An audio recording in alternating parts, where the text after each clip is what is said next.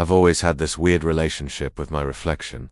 You know how it is. Some days you look in the mirror and think, hey, not bad. Other days, you just want to avoid it altogether. For me, it was always a bit more intense. I'd stare at my reflection, picking apart every flaw, every line, every tired shadow under my eyes. Living in New Jersey, life's fast-paced. I was stressed, overworked, barely sleeping, and it showed. My reflection was a constant, nagging reminder of how run down I felt. Then one Monday morning, something changed. I stumbled into the bathroom, expecting to see the usual haggard face staring back. But it wasn't. The person in the mirror looked better. The dark circles under their eyes were fainter. The frown lines on their foreheads seemed smoother. They even had a slight, almost imperceptible smile. It was me, but a version of me that had gotten a full 8 hours of sleep and a spa day. I blinked, splashed water on my face, and looked again. Still there. This calmer, healthier me. I just shrugged it off. Maybe the new lighting I installed was just really flattering, but it kept happening.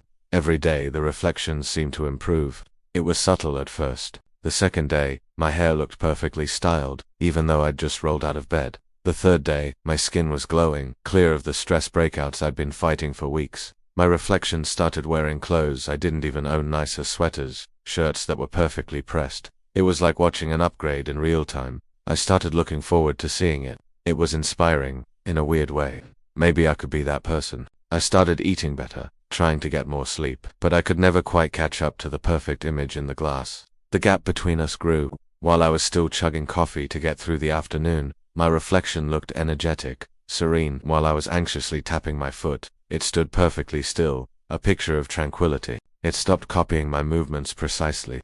If I raised my right hand, it would raise its hand a fraction of a second later, almost lazily.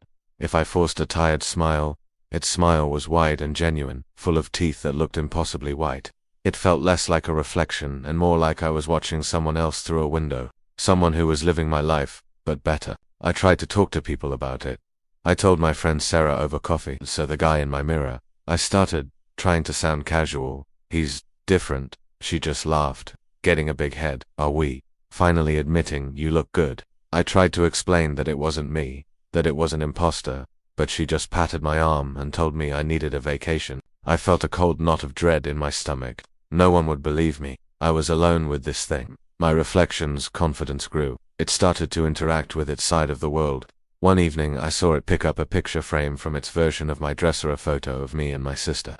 It smiled at the photo, a warm, genuine smile that I hadn't been able to manage in years. It felt like a violation. It was taking my memories, my life, and making them its own. The fear was no longer just a knot. It was a suffocating blanket. I started avoiding mirrors. I'd shower in the dark, shave using only my sense of touch, get dressed with my back to the closet mirror.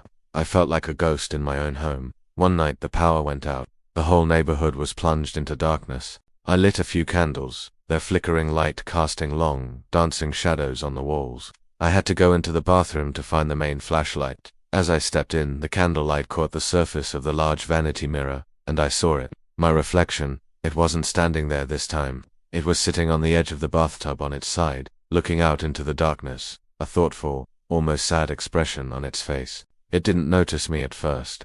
For a terrifying second, our roles were reversed. I was the observer, and it was the one being watched. Then, its head slowly turned. It looked right at me, right through the glass, and it smiled. Not the bright, happy smile from before. This was a slow, knowing, predatory grin.